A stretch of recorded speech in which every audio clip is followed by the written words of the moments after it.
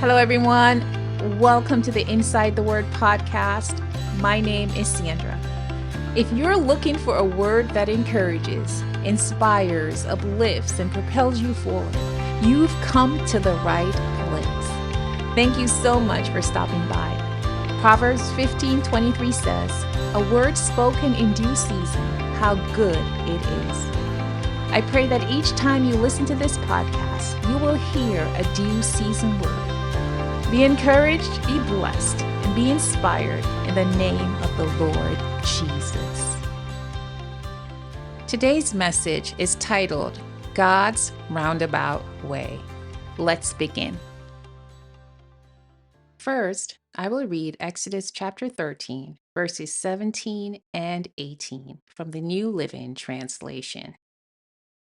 When Pharaoh finally let the people go, God did not lead them along the main road that runs through Philistine territory, even though that was the shortest route to the Promised Land. God said if the people are faced with a battle, they might change their minds and return to Egypt. So God led them in a roundabout way through the wilderness toward the Red Sea. Thus, the Israelites left Egypt like an army ready for battle.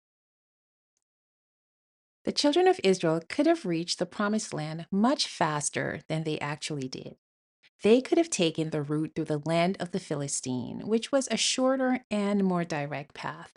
However, God decided that allowing them to take that route was not in their best interest. God said if the people are faced with a battle, they might change their mind and return to Egypt. As a result, God led them in a roundabout way through the wilderness toward the Red Sea.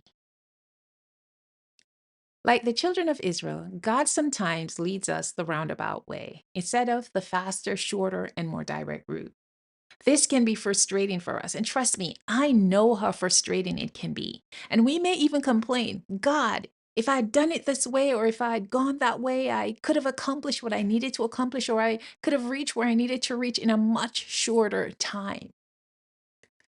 But you see, Isaiah is there to remind us of what God says. For my thoughts are not your thoughts, neither are your ways my ways, said the Lord. For as the heavens are higher than the earth, so are my ways higher than your ways, and my thoughts than your thoughts. God sees what we cannot see. He sees the bigger picture while we can only see fragments or pieces of it. God knew that if the children of Israel had traveled through the land of the Philistines, the much shorter route, the Philistines would likely have engaged them in battles they were unprepared for.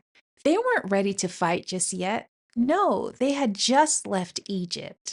So, if they had to fight battles soon after leaving Egypt, it might have seemed like they were escaping one bad situation only to face another, making them wonder, what was the point of leaving Egypt? No wonder God said, if the people are faced with battle, they might change their minds and return to Egypt. Returning to Egypt was not part of God's plan for the children of Israel. His plan was for them to reach the promised land. Therefore, he led them the roundabout way through the wilderness, a route still filled with obstacles and battles. However, by the time the children of Israel faced those obstacles and battles, they were prepared and ready to fight. Taking the roundabout way gave them the time they needed to prepare for the battles they would eventually have to fight to conquer the promised land.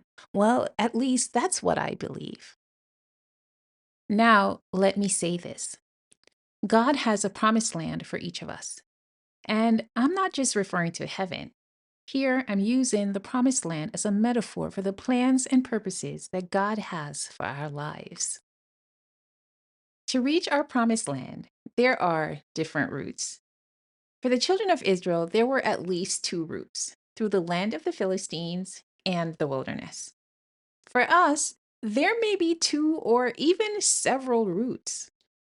Regardless, our goal is to reach the promised land, or rather, to fulfill God's plans and purposes for our lives.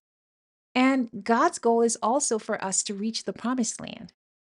Now, while our goal and God's goal might seem similar, they aren't. Let me explain. Our goal is to reach the promised land by taking the shortest or fastest route possible, and that's understandable. Who wouldn't want to take the quickest way to get where they're going? Personally, I always follow the shortest and fastest route suggested by the GPS. God's goal, in contrast, is for us to reach the promised land by taking the best route possible, even if it's the roundabout way, the longer path. Why might the roundabout way be the best route? It might be the best route because even though it's long and still filled with obstacles, taking this path gives us time to learn how to overcome each obstacle step by step. Every obstacle we overcome prepares us for the next. Facing obstacles on the roundabout way helps us to grow, mature, and strengthen our faith, enabling us to handle and overcome even greater challenges. In other words, taking this route will help us gain the skills, experience, and whatever else we might need to fulfill God's plan and purpose for our lives. It's the ultimate training ground. This route will help us reach the promised land steadily. And just so you know, God has our best interest at heart, even if He leads us the roundabout way through what might seem like a wilderness. Jeremiah 29, verse 11 says, "For I know the thoughts that I think toward you, said the Lord, thoughts of peace and not of evil, to give you an expected end." Now, let's talk about Joseph. He went from being his father's favorite to becoming a slave in Egypt. That's quite a step down, if you ask me. However, in God's eyes, this was the best path for Joseph to take to become the governor of Egypt, allowing him to fulfill his purpose of saving his family and many others. Throughout his journey, Joseph faced false accusations of rape, imprisonment, and being forgotten by the butler whose dream he had interpreted. Despite these hardships, Joseph grew his leadership skills. In Potiphar's house, he became the head of the household, overseeing all of Potiphar's assets. While in prison, he served as a manager. Genesis 39, verses 22 and 23 state, "And the keeper of the prison committed to Joseph's hand all the prisoners who were in the prison. Whatever they did there, it was his doing. The keeper of the prison did not look into anything that was under Joseph's authority, because the Lord was with him, and whatever he did, the Lord made it prosper." In both roles, the working conditions were far from ideal. However, the experience gave Joseph the skills he needed to lead. As a result, when it was time for him to become governor, Joseph was well prepared and ready to take on the role. He could, as we say, hit the ground running. When Joseph saw all the obstacles he faced in becoming governor, he probably asked, "God, wasn't there another way?" And God probably replied, "There was another way, Joseph, but it wasn't the best way for you." David serves as another example.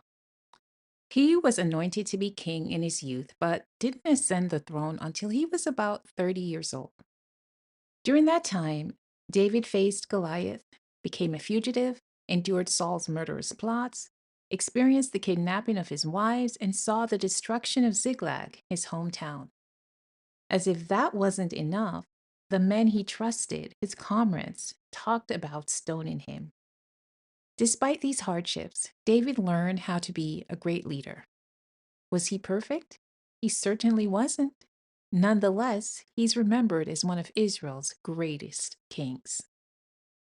When David saw all the obstacles he faced in becoming king, he probably asked, "God, wasn't there another way to become king?" And God likely replied, "Yes, David, there was another way, but it wasn't the best way. The way I led you in becoming king was the best way for you." Like David and Joseph, you might be on the path to fulfilling God's plan and purpose for your life, but your journey is filled with obstacles and feels long. Because of this, you may question whether you're still on the right track. Here's my encouragement to you. Often, while driving, you go long stretches without hearing the GPS. However, sometimes it suddenly interrupts or breaks the silence and says, "You are still on the fastest route." This simple reminder reassures you and helps keep you on track toward your destination. Please think of me as that GPS right now. I'm breaking the silence, interrupting your worries, questions, confusion, doubts, and fears to reassure you that you are still on the best route to your healing, your victory, your deliverance, your promotion, your ministry, your peace, or whatever God has planned and purposed for your life. You are still on the best route. So trust God and the process He's using to lead you there. That's it, Word Insiders. Thank you for joining me for this episode. I look forward to our next meeting in another episode. Until then, stay safe and let the word of Christ dwell in you richly. If you enjoy this podcast, please like, follow, share, and subscribe. Until next time, may God be with you. Bye.